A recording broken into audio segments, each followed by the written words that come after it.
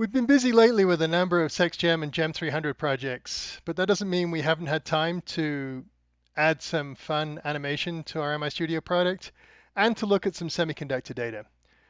This is actually simulated data, but we took the same shape as typical semiconductor data.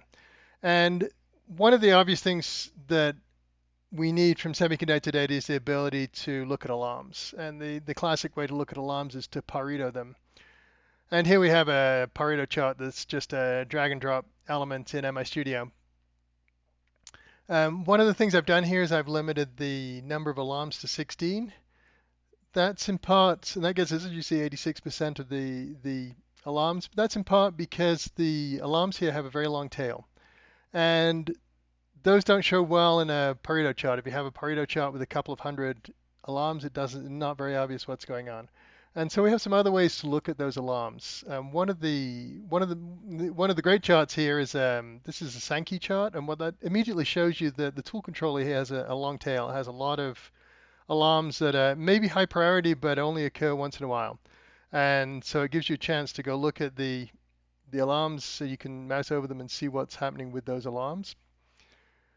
The treemap gives you a similar view. Again, you can see immediately what the most important alarms are. It's a little like a Pareto, but then you can also see the alarm with a long tail here, which is down here is our tool controller. And you can zoom in on what those alarms are on the tool controller, on the different alarms you need to see. Another fun way to look at this is the heat map, which is a great way to see exactly what alarms are causing most of your problems. You can see the red alarms are by far the most prevalent in any given module, and you can see them based on each module. So you can see the alarms based on the particular modules. A great way to look at alarms.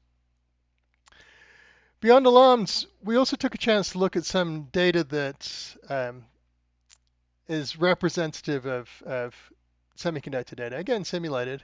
But here we're imagining RF power and etch run. And what we did here is we built the data into a typical shape for semiconductor data, which is we have a database table, but the shape is what you might expect, where somebody has hooked one report to every event. So you have a lot of rows that have no relevance to the particular data you're looking at, and you have a lot of sparse data where there are a lot of zeros in places where it's just skipping data because that just wasn't part of that particular event. It's a kind of nasty format, and to make it even nastier, we made sure that there was no primary key, there's no lot ID, there's no lot number or anything similar. And so we're pulling these off strictly by windows. We're pulling these off strictly by where the windows break, where there's a gap in the data that we're looking for in the table. And so here we just have a quick trace of wafer-run. So this is just an FDC. We're just overlaying wafer-runs where the median is 627, and you can see the different runs with the different wattages and what happened to each of those runs. And so it's just simple visualization of run-to-run control. Something similar for temperature. Here we're using a little more sophistication because we're saying we want to see groups that have standard deviations that exceed a certain value. And so we get all the runs where we see these all have a declining temperature, so they all have a problem where the temperature was not maintained over the course of that run. The interesting thing about this is, as I say, this is all in MIStudio, and so in fact, this is really just a couple of components. The feature extractor that we see in the middle of the screen is the primary component for delivering the data we just saw, and this pairs with the data you just saw on the screen. So this screen is really drag and drop of a half dozen components, the trigger and a few analysis components. It's not all visualization, so the visualizations are always nice. They're always a good way for a human to see what's going on, but we can also provide analysis that's numeric based on this, and so you can take immediate decisions based on this. So for instance, here we're using the run-to-run analysis. We're using the time series analytics that MIStudio provides to you to run some golden batch comparisons and decide whether the run you have is good or bad. And so what you might want to do, for instance, is put the notably different runs on hold immediately so that they can be looked at by an engineer and decide if they're actually good to go forwards or if they're not.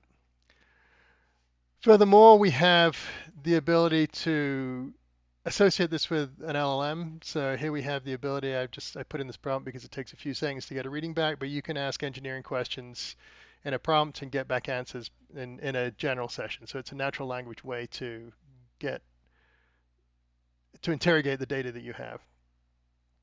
And so we're just asking for a series of runs. They must have 6 samples. They have to be degassed. They have to be on step 2.